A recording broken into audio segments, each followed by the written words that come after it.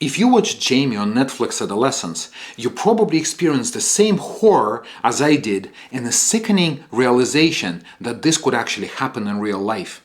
And a big question, why so much rage and violence in such a young man? Why Jamie exploded? An even bigger question, what could we, real parents, do to protect our sons? My name is Dr. Ruben Gagarin. I'm child and adolescent psychiatrist. In this brief video, we're going to cover rather deep topics. We're going to start with Jamie's example, but then talk about unconscious programming, because most of the decisions we make is actually driven by our emotions. Then we'll talk about internal war that tear us apart, and then historic perspective and hope. And after that, some practical advice, and we'll conclude with a gift. This video started last week when I was doing some research on masculinity, and I came across this interesting expression that masculinity could be revoked. That's right, like a driver's license for bad behavior. And what I realized that I actually experienced that my entire life. I kind of always feel this pressure that a wrong step and poof, my masculinity disappeared. My manhood is gone. And then I also realized that this is how we can explain what happened to Jamie.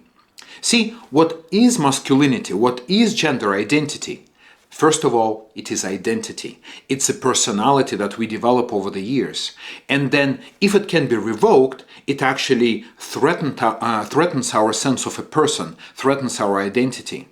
To our brain, the identity and personality and physical existence, it's actually the same thing. Our brain and our mind operates in images, in representations. So a manhood is a representation of a person in my mind. So if it is taken away, my identity, my personality, and to a degree even a sense of being may disappear.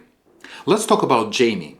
Before he stabbed Katie, she had rejected him several times. She said that she is not that desperate, and everybody knew it. His friends knew it, and that was enough. So he felt he needed to restore his masculinity that was about to be revoked. So he pursued Katie to threaten her, to show his dominance, and in his mind, that would have restored his manhood.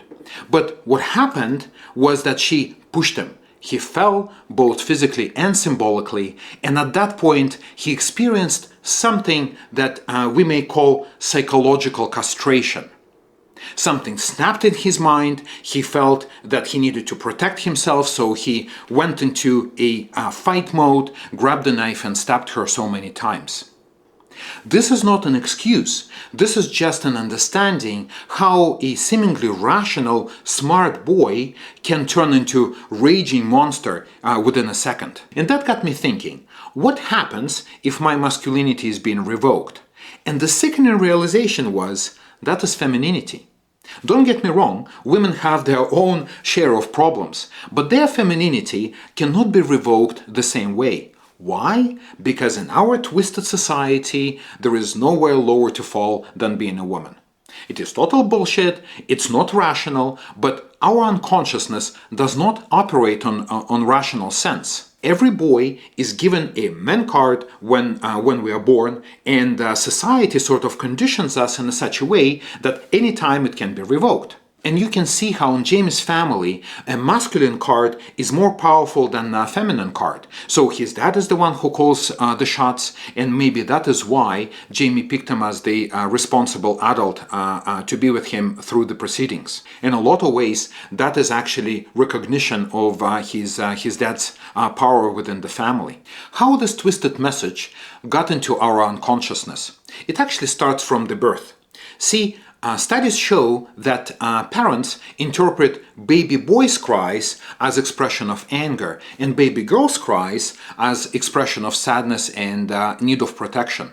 And then it continues. By the age of 18 months, we engage more in tumble and rough play with the boys and more gentle plays with the girls. Rings a bell, right? Boys at 18 months old already know they're different from girls. By the age of 3, most boys internalize the message, boys don't cry. By the age of 5, they already start policing these rules with others. And that can actually explain why Jamie's friend's knowledge of his rejection was so damaging to him. By the age of 8, the emotional expression in boys drops by 75% comparing to 4-year-old boys. So in 4 years, from 4 to 8, their emotional expression drops by 75%. It's like developing emotional constipation. So every time when boys hear from parents and teachers or TV, boys don't cry, don't be a girl, that internalizes the message. And very importantly, they start hearing it even before they themselves can talk, and definitely before they could even understand what it is. But then they remember it, and over time, it starts influencing their behaviors on such a visceral level that they cannot even explain why they do what they do. But that is only one side of the story. The other half, what they learn consciously. They go to school, they meet friends, they talk to family members, they watch TV. So they realize that raging and being angry all the time is not okay. And that to be successful, they need to be more vulnerable, emotionally intelligent, social, connect with other people.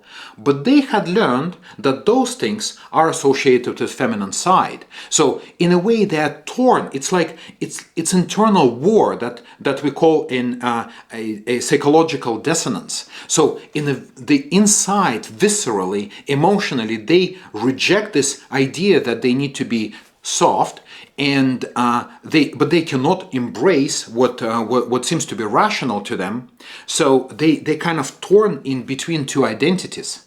That creates enormous pressure. It's exhausting to fight this war every day. And here's the twist. What some call traditional masculinity has never been traditional healthy masculinity ever. It is just one-dimensional, cartoonish way of representing a man. How do I know that? Well, think of the most angry, feared warriors in the history of mankind, like samurai and Vikings and Roman legionnaires.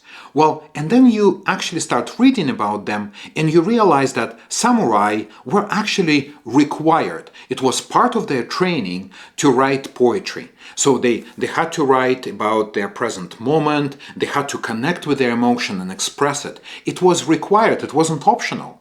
So you look into Viking societies, and those feared warriors on a warfield would come back home, or before they left, rather, they would carve love messages to their wives, and they would write poetry to their little kids. They would say something like, I'll miss you like a morning dew, something like that. So like they were very romantic and they were in touch with their emotions. And one of the most powerful Roman emperors, Marcus Aurelius, actually wrote about his emotions in his diary, and everyone can purchase it on Amazon and read it. And he was one of the most powerful people in human history. So what we realize that those people who needed to express their anger on a warfield actually were in touch with their emotions. They never let the anger take over them. Why? Because they processed it. So Marcus Aurelius processed his feelings alone with his diary, or maybe with few trusted friends. So he has never lost his cool in front of the crowd. So many people then misinterpreted as if Marcus Aurelius and other philosophers who call themselves Stoics learned the way how to never experience emotions. It's actually totally opposite. It's so-called observation bias. Since you don't see it, it does not necessarily mean it does not exist. So they process their emotions safely in their homes, in private, so they didn't get blindsided by the feelings in public or inappropriately. They always were in control of their feelings. And this is the only way. There is no other way to control emotions than knowing them.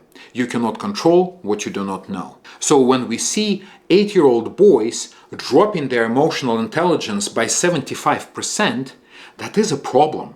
These emotions went somewhere. So if they don't express 75% of their emotions, where do they go? They get repressed deep inside, and then one girl pushes them, they fall on the ground, and all of that explodes. But there is hope. As you know, there is so-called neuroplasticity. So our brains changing throughout our life, and our psyche, our mind, actually changes even faster. So if you start changing the messages you send to your kids, or even what you secretly tell yourself, then you actually start changing pretty quickly. I know that because I have done this. So although I experience still this kind of fear of my masculinity being revoked, it is not nearly as bad as it used to be when I was a boy. It is because I work on myself. I ask myself if when I feel this way, I'm trying to be mindful to my feelings, and ask myself, is it still okay to do? Is it socially acceptable for a man to do this? Most of the time it is, and as a matter of fact, it's actually tend to be praised when I step out of my comfort zone. It's actually been interpreted as a sign of courage, not a weakness or softness. As parents, we should be mindful and purposeful. What that means is not only say what we're about to say, but also imagine how it would come across, what our son's gonna hear. And that's where the gift comes. So please click the link below, share your email for the newsletter, because we're building a community of like-minded people, and download a short handout with some examples of things that you may say and how your son may hear them. And you may be surprised. There is only 7, but it can show a certain pattern, so then it's for a smart person it's actually pretty easy to follow. So please make sure you subscribe for more videos, share a comment, visit our website, and stay connected. Thank you very much. Bye bye.